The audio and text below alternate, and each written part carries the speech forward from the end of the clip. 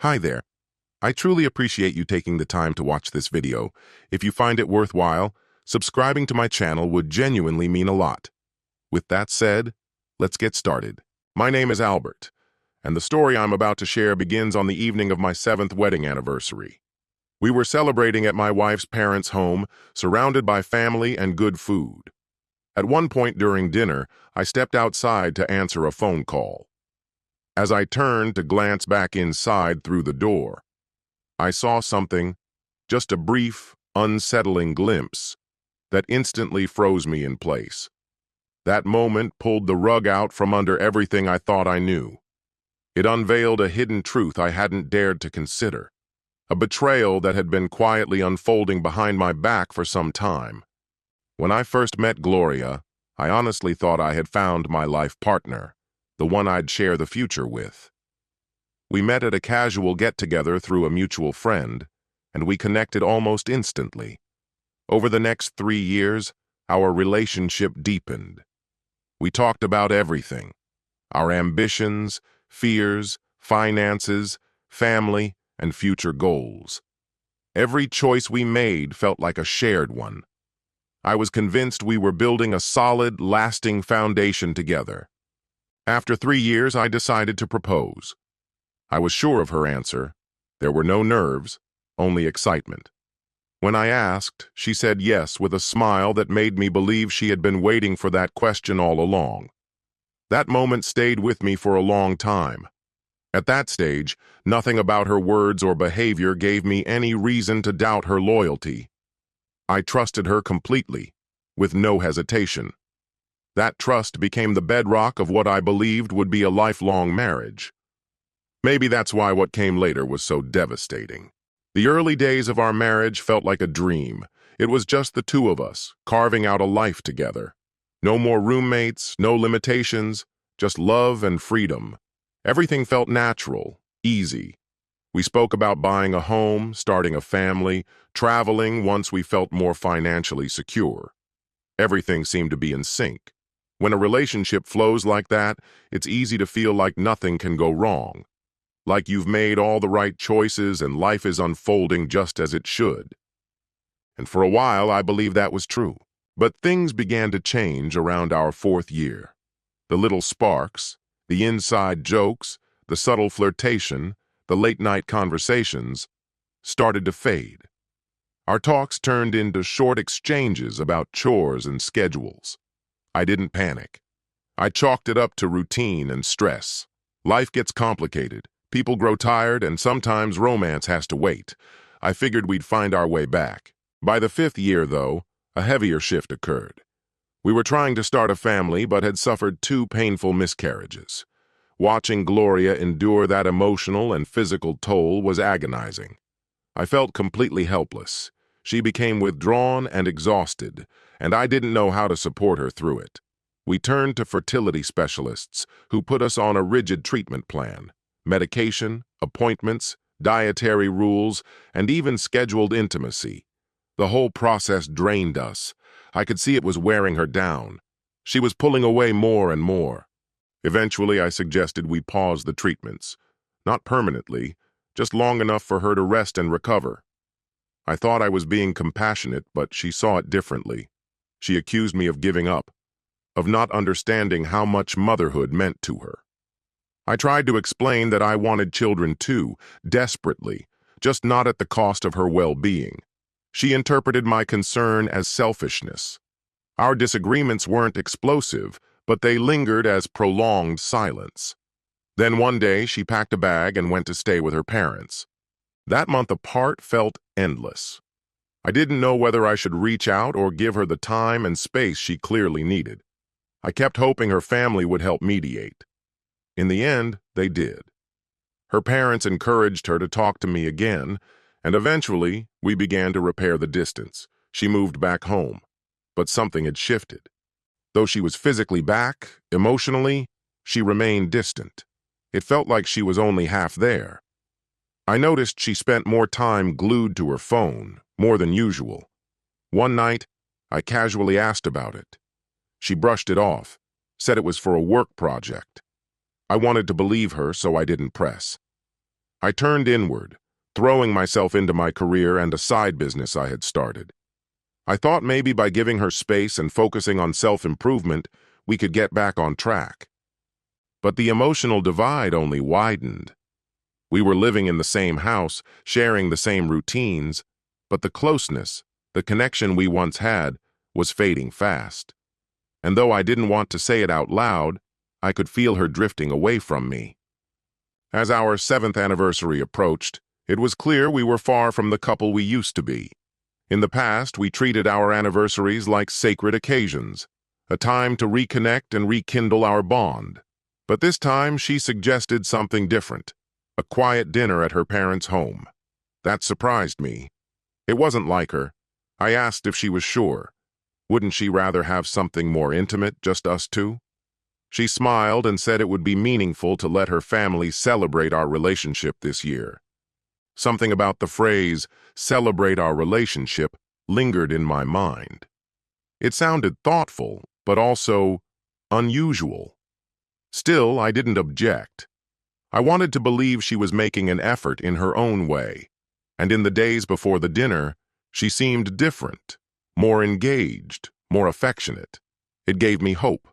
Maybe this evening would be a turning point, a chance to rebuild what we had lost. That night, the atmosphere was warm and welcoming. Her parents greeted us with open arms. Her younger sister and cousin were there. The table was beautifully set, and the food was incredible. Wine flowed, laughter echoed, and everything appeared joyful. Gloria played the role of the loving wife with perfection. No one watching us that evening would have guessed that our marriage was fraying. Her tenderness that night, I hadn't seen that side of her in a long time. I did my best to mirror her energy, convincing myself to enjoy the moment. But something felt off. She kept leaving the room, to check the oven, grab something upstairs, or disappear into the kitchen. Each time, she took her phone with her. Always her phone. I started to take note, growing more aware with every brief absence. I didn't say anything. I told myself not to overthink it, not to ruin the evening over suspicion. Then came the moment that changed everything. A friend of mine called. We were collaborating on a side project, so I figured it was a quick update. I stepped outside to take the call. The night air was cool, and for a moment I just stood there, breathing, letting the noise from inside fade into the background. The blinds on the dining room window were open just enough for me to see in. I had a clear view of the kitchen entrance. That's when I saw Gloria walk in. And just seconds later, her cousin followed behind her. That was the instant something shifted deep within me. I couldn't explain why I didn't just turn away. The phone was still at my ear, my friend speaking on the line, but I was transfixed, staring into the kitchen. Nothing appeared unusual at first. Just two people talking, as if nothing were out of the ordinary. But something about the silence felt unnatural, too intimate. I went still. My heart lurched so violently, it felt like it had skipped a beat. From that moment on, I couldn't absorb a single word coming from the other end of the call. I stood frozen, observing. My mind scrambled for logical reasons, rational explanations. But what I witnessed couldn't be misread.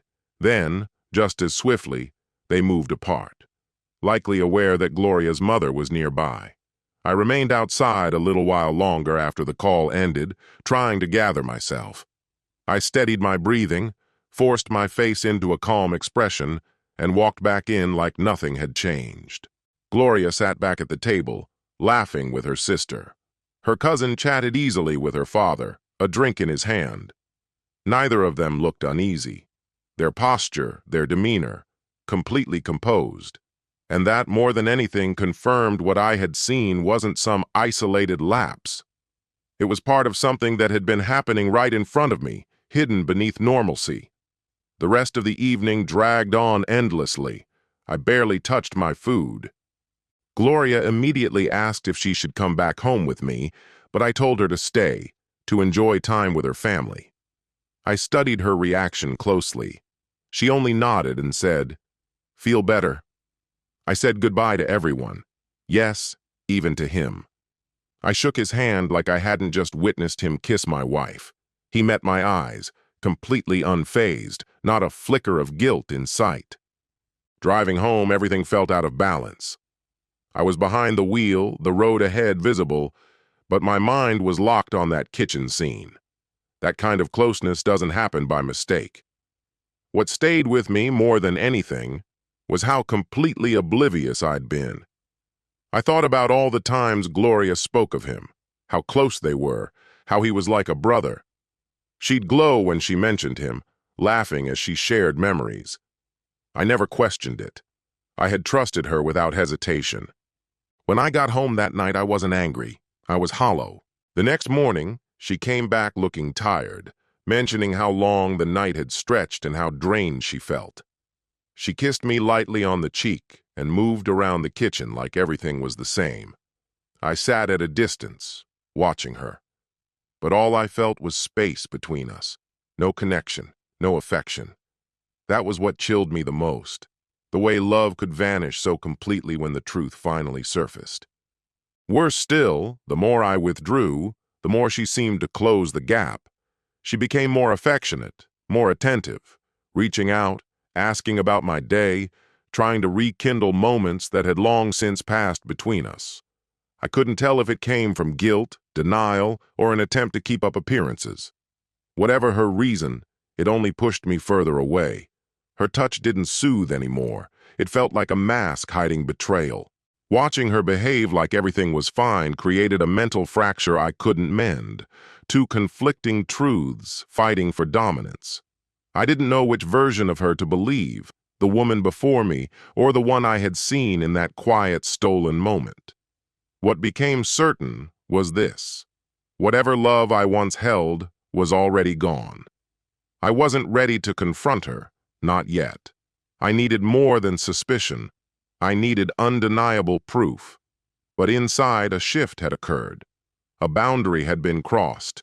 There would be no going back. A few days later, opportunity presented itself without warning. Gloria had left her phone on the couch while she stepped outside to speak with a neighbor. That never happened. She always kept it close. I hesitated, but I knew if I didn't act then, I might never know the truth. I'd be left haunted by endless questions. It took me 3 tries to unlock it. I went straight to her messages. Time was short, so I zeroed in. Her cousin's name was near the top. I opened the thread. What I found wasn't some recent spark. It was a history, a trail of messages spanning years, some deleted, some intact. Their connection predated me. They'd been close for a long time.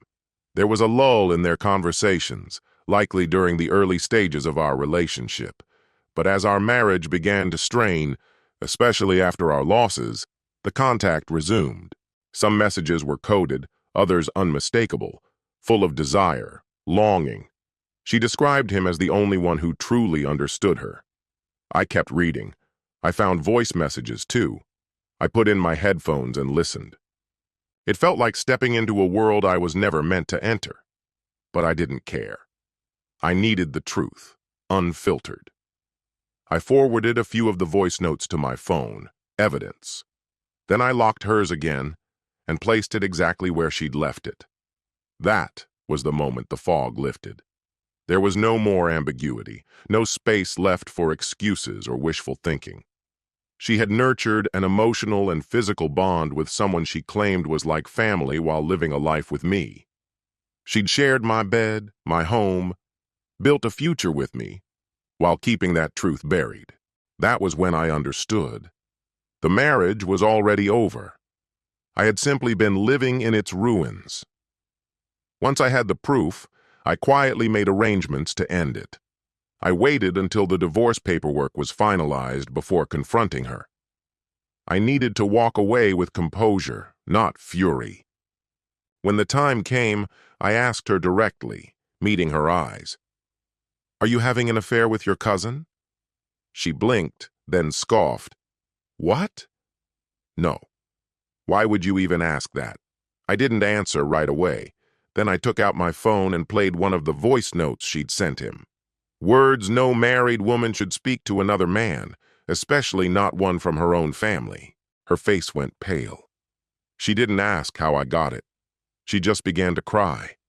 She said she was sorry, that things weren't as they seemed, that their past was complicated, that she'd been lost and he was someone she could confide in. Then she said something that made my stomach turn. "Please don't tell anyone. If this gets out, it'll ruin me." That was all I needed to hear. I stood, pulled the envelope from my jacket, and set the divorce documents in front of her. I told her calmly that this was the end, that there was nothing left between us. She cried harder and tried to hold on to me, but I didn't let her. Once the divorce process began, the truth naturally surfaced. Secrets like this don't stay hidden, especially when they tear apart something that once resembled love. Her parents reached out to me. Her mother sent a heartfelt message full of sorrow, saying she hadn't raised her daughter to behave this way. Her father's words were subdued, heavy with shame. I didn't say much in return. Whether their regret was genuine or not didn't matter anymore. The divorce was long and exhausting, months of forms, legal meetings, hesitant signatures, and tense interactions. But I didn't push back. I didn't argue. I just wanted out. I wanted peace. I wanted something real again. When it was over, I felt like I had lost more than a spouse. I had lost the version of myself who believed so wholly in loyalty and love. I had placed my full trust in her, and she used it to hide a double life. And yet, in the midst of that loss, I saw a choice in front of me: stay shattered or begin to rebuild. I chose to rebuild, even if I didn't know what that meant yet. I began to relearn what it meant to be alone. And more importantly, I began to understand how to be at peace with it. I allowed myself to acknowledge the hurt, but quietly promised I wouldn't let it define me. What Gloria did left a deep mark, yet it offered an unexpected clarity. It showed me that I could endure far more than I ever believed. I discovered a strength I hadn't recognized before, one that stayed with me even as everything familiar seemed to fall apart. And yes, the memories still visit me on some nights, uninvited, but I no longer let them take control. The truth is, our relationship had already dissolved long before it was finalized on paper. The only difference now is that I've stopped pretending it was still alive. That chapter of my life has come to a close. This is where our narrative ends. Feel free to leave your reflections below. Thank you for choosing to spend this moment with me. If this story spoke to you, consider exploring more videos on the channel. Until we meet again, be well.